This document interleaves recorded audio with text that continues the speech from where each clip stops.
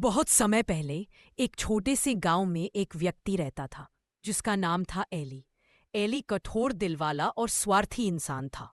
वह किसी से प्रेम नहीं करता था, ना ही दूसरों की मदद करता। इस दुनिया में कोई किसी का नहीं होता।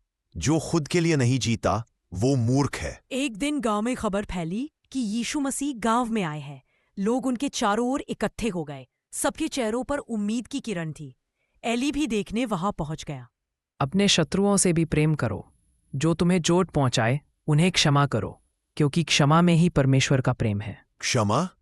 हाँ, ये बातें कहने में आसान है, करने में नहीं। उस रात बहुत तेज बारिश हो रही थी। बिजली चमक रही थी, हवाएं गरज रही थीं। एली अपने घर में अकेला बैठा था। तभी दरवाजे पर दस्तक हुई। क्या मैं अंदर आ सकता हूँ? मुझे ठंड लग रही है, बारिश से बचना है। यह कोई सराय नहीं है, निकल जाओ यहां से। बेचारा बच्चा बारिश में कांपता हुआ चला गया। कुछ देर बाद बिजली गिरी और एली ने देखा वही बच्चा सड़क के किनारे गिर पड़ा था। वह भागा, लेकिन अब बहुत देर हो चुकी थी।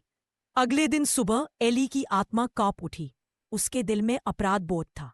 वह सीधे यीशु के पास गया और उनके चरणों में गिर पड़ा।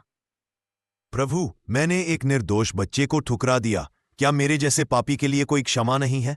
एली जो अपने पाप पर पछताता है वह परमेश्वर के सबसे करीब होता है। उस बच्चे में मैं था और फिर भी मैं तुझे क्षमा करता हूँ। एली यह सुनकर सन्न रह गया। उसकी आंखों से आंसू झरने लगे। वह बोला, अब मैं नया जीवन जीऊंगा प्रभु। समय बीतता गया। एली अब वही व्यक्ति नहीं रहा। वह गरीबों की मदद करता, बीमारों को खाना खिलाता और अनाथ बच्चों को घर देता। गांव वाले अब उसे दयालु एली कहते थे। एक दिन एली अपने बिस्तर पर लेटा था। आंखें बंद थीं, पर चेहरा शांत था। प्रभु, अब मैं समझ गया हूं, प्रेम ही सच्चा जीवन है। और उस क्षण उसकी आत्मा शांत होकर परमेश्वर में विलीन हो गई। मॉरल सीख, प्रेम और क्षमा सबसे बड़ी ताकत है। जो दूसरों से प्रेम करता है वह स्वयं प्रभु के सबसे करीब होता है।